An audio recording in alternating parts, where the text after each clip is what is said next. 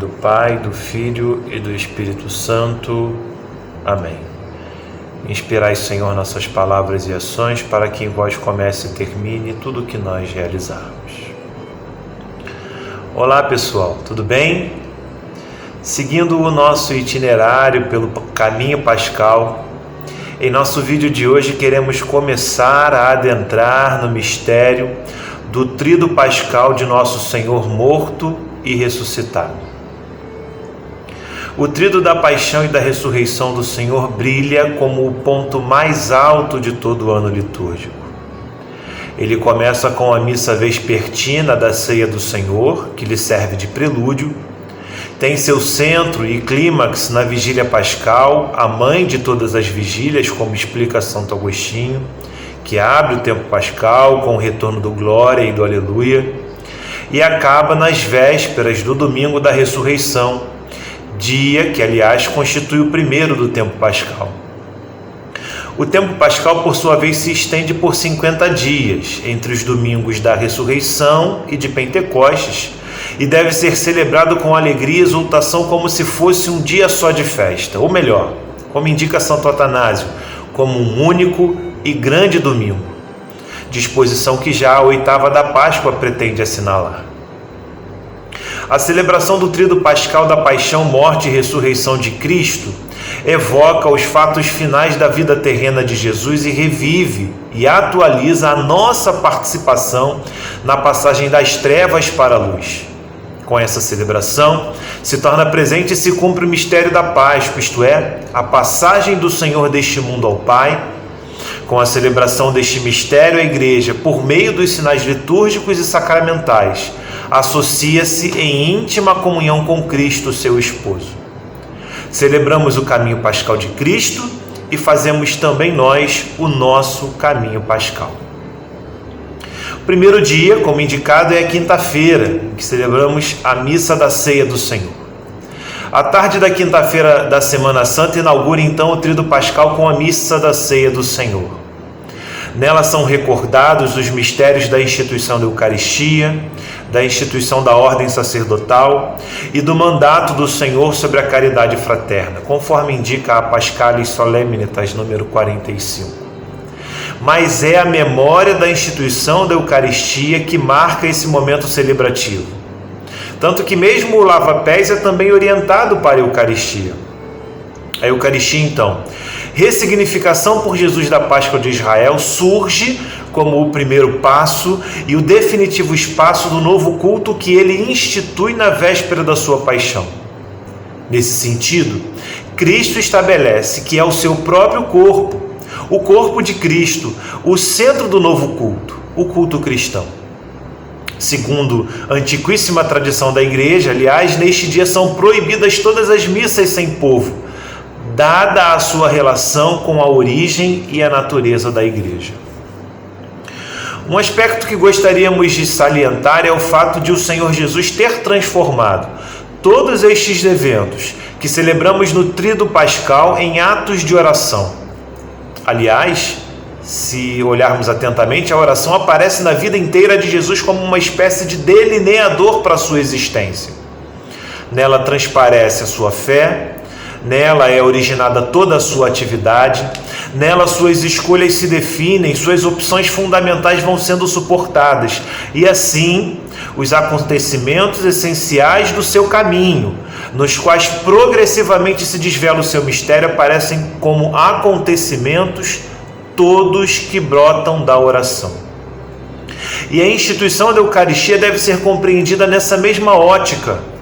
Jesus nos inclui, através de suas palavras e seus gestos na última ceia, através de sua oração, naquela relação pessoal que ele mesmo tem com seu Deus e Pai, e faz de nós o povo de Deus da nova aliança.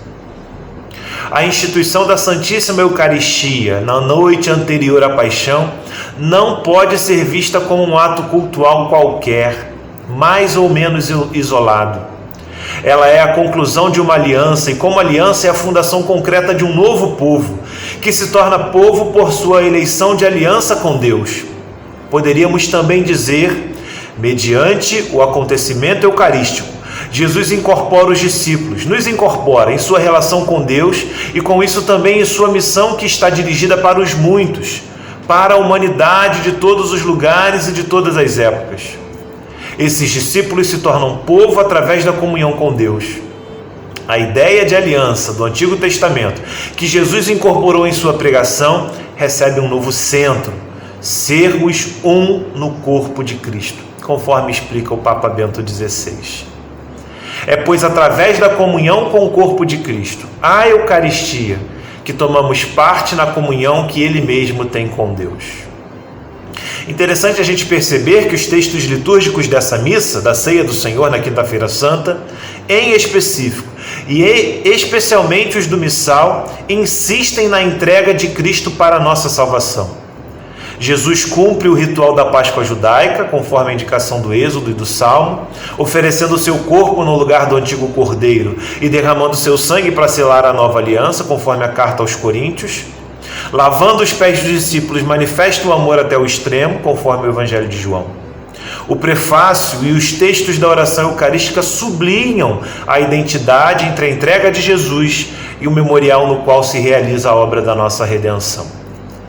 Vejam, por exemplo, o que pede a oração de coleta. Ó Pai, estamos reunidos para a Santa Ceia, na qual o vosso Filho único, a entregar-se à morte, deu à sua igreja um novo e eterno sacrifício como banquete do seu amor. Concedei-nos, por mistério tão excelso, chegar à plenitude da caridade e da vida. A oração sobre as oferendas. Concedei-nos, ó Deus, a graça de participar dignamente da Eucaristia, pois todas as vezes que celebramos este sacrifício em memória do vosso Filho, torna-se presente a nossa redenção. O prefácio: Ele, verdadeiro e eterno sacerdote, oferecendo-se a vós pela nossa salvação, instituiu o sacrifício da nova aliança e mandou que celebrássemos em sua memória. Sua carne imolada por nós é o alimento que nos fortalece. Seu sangue por nós derramado é a bebida que nos purifica. A oração eucarística: recebei, ó Pai, com bondade a oferenda dos vossos servos e de toda a vossa família, em memória do dia em que nosso Senhor Jesus Cristo entregou aos seus discípulos para que o celebrassem o mistério do seu corpo e do seu sangue. E ainda, na noite em que ia ser entregue, para padecer pela salvação de todos, isto é, hoje, ele tomou o pão em suas mãos, elevou os olhos a vós, ó Pai, deu graças e o partiu e o deu a seus discípulos, dizendo: tomai todos e comei, e segue. Do mesmo modo, ao fim da ceia, ele tomou o cálice em suas mãos, deu graças novamente e o deu a seus discípulos, dizendo, e a oração segue também como conhecemos. Quando olhamos ainda, dentre os textos de orações da missa, os textos eucológicos, e ainda no final da sagrada celebração da Santa Missa, verificamos a oração depois da comunhão, percebemos que ela reza assim: ó Deus Todo-Poderoso, que hoje nos renovastes pela ceia do vosso Filho, dai-nos ser eternamente saciados na ceia do seu reino. Como último ato dessa celebração, que na liturgia na verdade se estende até a noite da Vigília Pascal, e na vida e existência cristãs por todos os dias de nossa caminhada até a segunda vinda de Cristo, o translado solene do sacramento para o lugar da reserva para a comunhão do dia seguinte é um sinal de continuidade entre o sacrifício de Cristo e a nossa adoração da sua presença real no sacramento de seu corpo, sangue, alma e divindade. Fazemos aqui mais uma parada. No próximo vídeo, vamos ingressar no mistério da morte de Cristo através das indicações litúrgicas, ou melhor, que a espiritualidade da liturgia, da celebração da morte do Senhor, tem a oferecer para cada um de nós. Espero você, junte-se a nós, vamos juntos no caminho pascal. Que o Senhor te abençoe e te guarde sempre. Em nome do Pai, do Filho e do Espírito Santo. Amém.